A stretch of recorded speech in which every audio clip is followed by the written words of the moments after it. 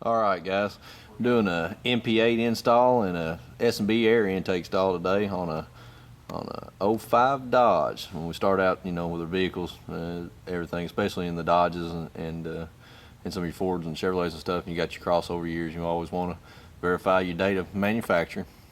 Alright, now we're going to verify all the parts that we've got are correct for this truck. We're going to do a stock dyno run on this truck. It's a bone stock truck, and we're going to do a dyno run bone stock, and then we're going to install the S&B, do another dyno run, and then we're going to install the MP8 and do another dyno run. So we're going to verify that we've got all of our part numbers here are correct. 5033 from S&B is for the 0307 common rail trucks, and the TS MP8 for this model truck for the 05 will be a 111-0302. That's a 04.5 to 05 325 series motor. All right, we're going to get started with it.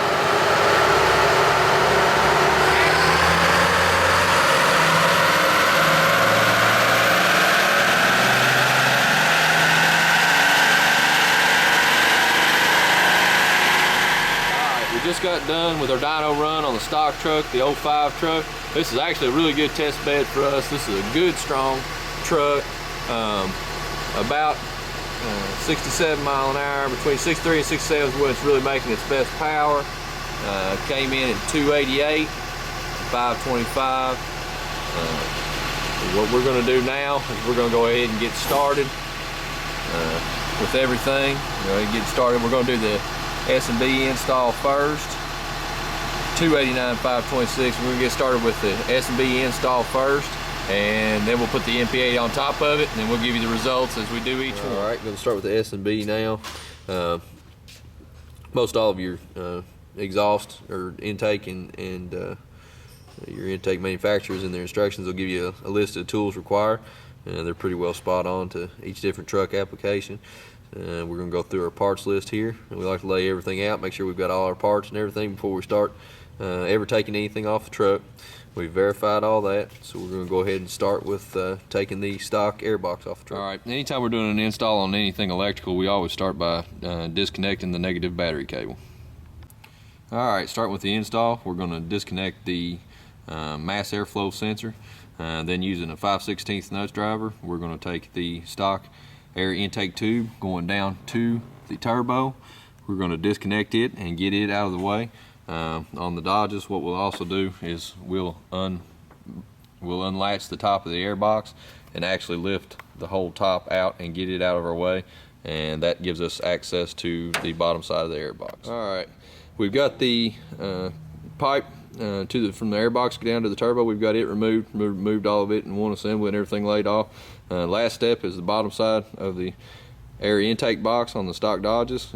10 metric nut here, you remove it, and then they've got some push clips in the bottom of them. You just move it around, wiggle it, and it'll come, you'll get it broke free, and we'll lift it right out. And then once we do that, that has us where we need to be to start installing the new intake. On the common rail Dodges, you'll actually retain the stock rubber boot that's attached to the turbo. The first step that S&B has you do is to put this assembly together. This is the up tube that'll actually be going to the air box. You want to make sure you put all your clamps and stuff on before you assemble everything back. So we built our assembly out here on the floor just so you guys could kind of have a better view of what was going into all of this. 7 metric on the band clamp that attaches it to the turbo, and then we'll be using the 5/16 on the clamps that are supplied with the S&B kit. Alright, your next assembly on the S&B intake is going to be the actual air box itself and the neck going to the up pipe from the turbo. We put this assembly together outside again for you guys to be able to see everything.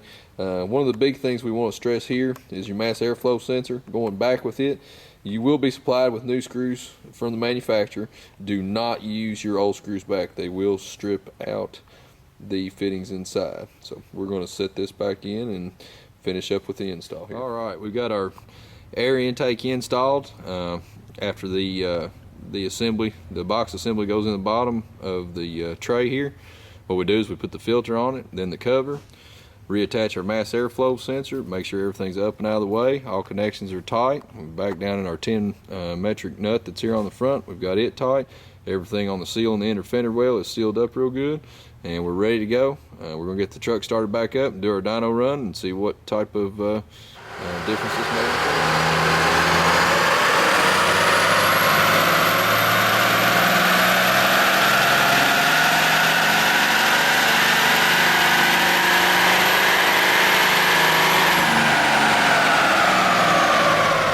This is after our dyno run with just the S&B air filter on the truck. The results are kind of showing us the power curve is about the same in the truck. We're looking at 291 now with 536 in torque. Going by our very first run with the truck, when it first walked in the shop, we were looking at maximum 525 and 288. So it looked like we picked up about 8 foot-pounds of torque, and gonna be what, 288 to a 3 horsepower, about three horsepower. So got a little bit of a gain. So we're gonna put our MP8 on now and go from there and see what we get. All right, start with our MP8 install again. First step is remove the negative battery cables. All right. We get a ton of calls on the common rail guys, and they have questions about installing their boxes. Most of your boxes are gonna install the same way. The pressure boxes especially, this is what you're gonna run into commonly. You're gonna be working with the map sensor and the fuel pressure sensor. Fuel pressure sensor is here. It is vertical, runs vertically out of the fuel rail, and you just unclip it. And then we'll be working with the map sensor. This is back here in the back. It will be on the intake side here. This is the wire connecting it. I'll give you another better shot of it. That's it right there. So those are the 2 connectors that we're going to be working with. I'll get these disconnected and then show you how to piggyback your connectors in. And we'll get it hooked up. We're ready to hook up our MP8. We've got our stock wiring harness disconnected. Fuel pressure sensor's got an orange grommet in it. Map sensor's got a blue grommet in it. That's the way you know the difference between the 2 in case you get lost of where you're at once you unhook it. The MP8, the TS MP8, has got those connections. We'll be back in piggyback, and they've got the same color grommets on it. Blue for the map sensor side, orange is going to be fuel pressure side. So Steven's going to hook these up for us and piggyback.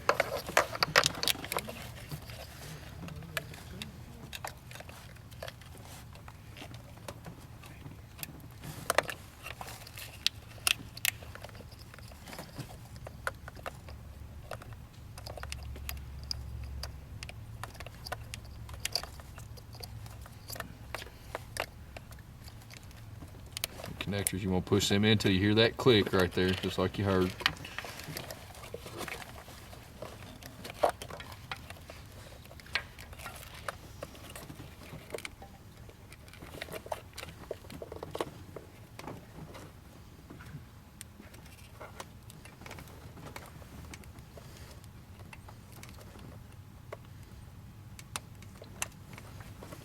All right, there's a click in the stock connector. Back through the TS harness with the stock wiring harness, map sensor side.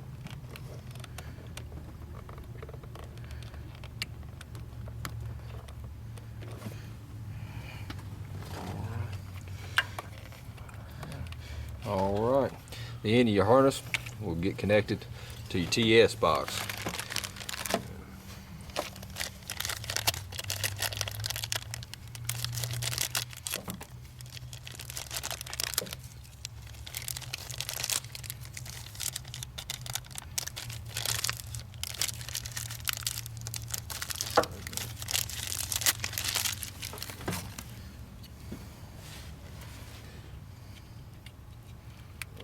Harness plate to the MP8. Then you've got another tag end here. This side is going to be the switch side. Yeah, we're going to, just a second here, we're going to get this box mounted where it's out of the way. I'm not going to get caught up into anything, and we'll get our switch. All right, we've got our MP8 installed. The switch is hooked up. We put it inside the truck where it's got easy access for the driver. And we're going to get the negative battery cables back on. We're going to do a couple of dyno runs here at some different levels on the switches and see what she puts out. All right, with the MP8 on the truck, about 50% where we had turned up. Truck with the S&B made 291.5 and 539.4. We had an increase with 50% on the MP8. Took us to 314 and 565. We're going to turn it all the way up, see what we get. All right.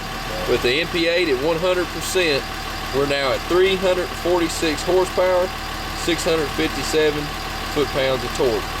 So for the day, we went from a bone stock truck, 289 horsepower, and 526 foot-pounds of torque. So you're looking about 57 horsepower and 131 foot-pounds of torque between the TS MP8 and the S&B air filter on an 05 Dodge Common Rail.